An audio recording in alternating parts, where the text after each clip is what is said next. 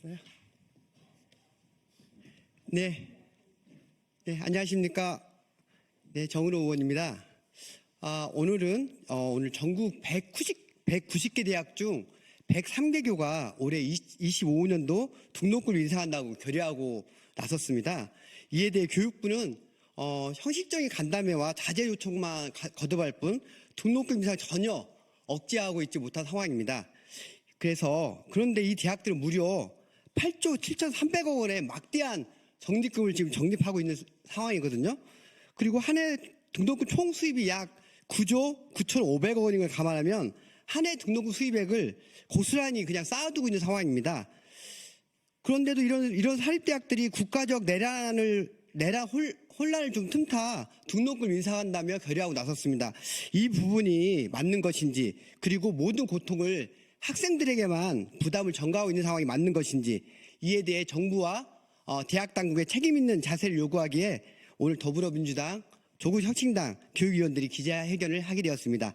오늘 함께해 주신 위원님들 소개하겠습니다. 우리 더불어민주당 문정복 간사님 참석하셨습니다. 김준혁 의원님 참석하셨습니다.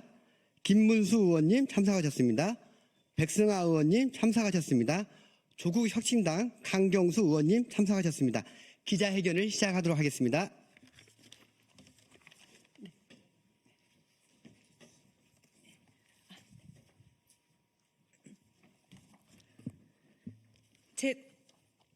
대학 재정위기 해결책은 등록금 인상이 아닙니다. 정부는 등록금 인상을 억제할 실질적인 정책을 즉각 수립해야 합니다. 대학 등록금이 다시금 학생들의 발목을 잡고 있습니다. 윤석열 정부의 무능한 국가 경영과 내란으로 나라 경제가 무너져 민생이 극도로 어려운 상황에서 사립대학들이 국가적 혼란을 틈타 기다렸다는 듯이 일제히 등록금 인상에 나섰습니다. 등록금을 동결하려던 대학들조차 갑자기 입장을 바꾸며 인상을 결정했고 2025년 올해를 기점으로 지속적인 인상이 이어질지도 모르는 상황입니다. 대학들은 재정난을 이유로 등록금 인상이 불가피하다고 주장합니다. 정말 사정이 어려운 중소대학은 충분히 이해할 수 있습니다. 하지만 전국에서 가장 많은 적립금을 보유한 서울의 모 대학마저도 등록금 인상을 논의하고 있는 현 상황은 도저히 납득할 수 없습니다. 이 대학은 무려 7,898억 원의 막대한 적립금을 쌓아두고도 등록금이 부족하다며 학생들에게 추가 부담을 요구하고 있습니다. 이들 대학이 정말 재정 위기를 겪고 있는 대학입니까? 적립금을 쌓아두면서 학생들에게 등록금을 더 내라는 요구가 어떻게 정당화될 수 있습니까?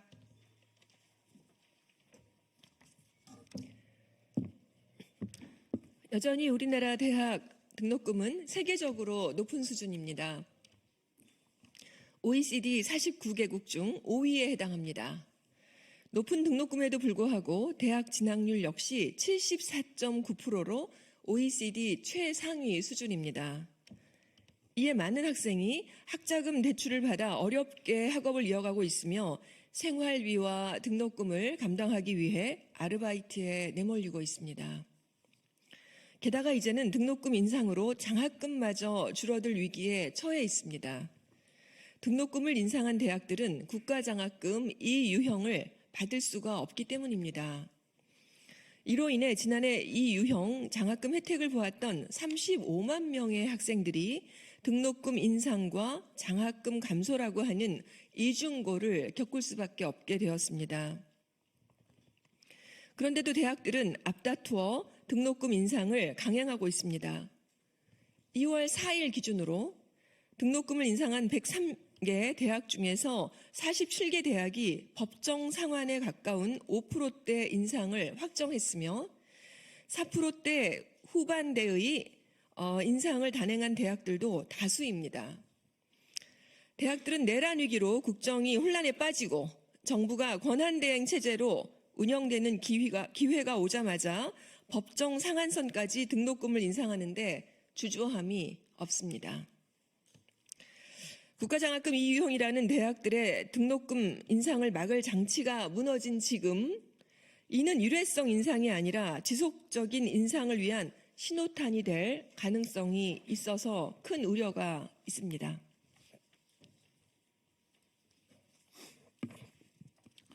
정부와 대학은 더 이상 학생들의 목소리를 외면하지 말아야 합니다. 전국 1,750명의 대학생을 대상으로 한 등록금 인식조사에서 98%의 학생이 등록금 인상에 반대했습니다. 또한 등록금 부담에 대한 설문조사에서도 84.6%의 학생이 현재 납부 중인 등록금조차 부담스럽다고 응답했습니다. 학자금 대출을 받아 간신히 학업을 이어가는 학생들, 생활비를 감당하기 위해 아르바이트를 병행하는 학생들에게 추가적인 등록금 부담은 감당할 수 없는 현실입니다. 교육을 받을 권리는 경제적 여건에 따라 제한받아서는 안 됩니다. 지금과 같은 등록금 인상 방식은 근본적인 대학 재정 문제 해결이 아니라 학생들에게 부담만 전가하는 미봉책에 불과합니다. 학령 인구 감소는 이미 현실이며 앞으로 대학들이 경쟁력을 갖추지 못하면 재정난은 더욱 심화될 것입니다. 단순한 등록금 인상으로 대학 운영을 유지하려는 방식은 결국 학생들이 줄어드는 상황에서 대학 자신의 생존 가능성을 위협하는 행위일 뿐입니다.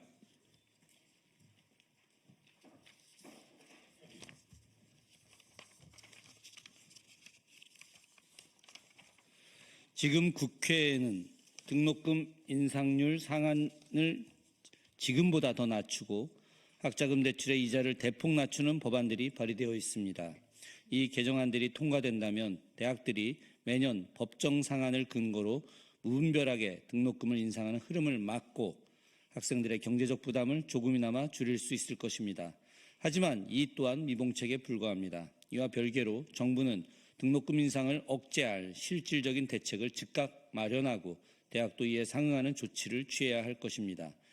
대학 등록금 문제를 해결해야 될 가장 큰 책임은 대한민국 교육을 책임지는 정부에 있음을 다시 한다면 결국 우리 사회 전체가 미래 세대에게 지게 될 빚이 될 것입니다. 정부는 등록금 동결을 위해 빚이 될 것입니다.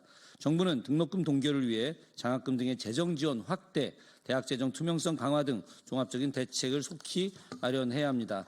이에 정부와 대학에 다음과 같이 요구합니다. 첫째, 등록금 인상을 막을 수 있는 제도적 장치가 무력화된 만큼 정부는 무분별한 등록금 인상을 막고 가계의 부담을 완화할 근본적인 정책을 새롭게 수립하라.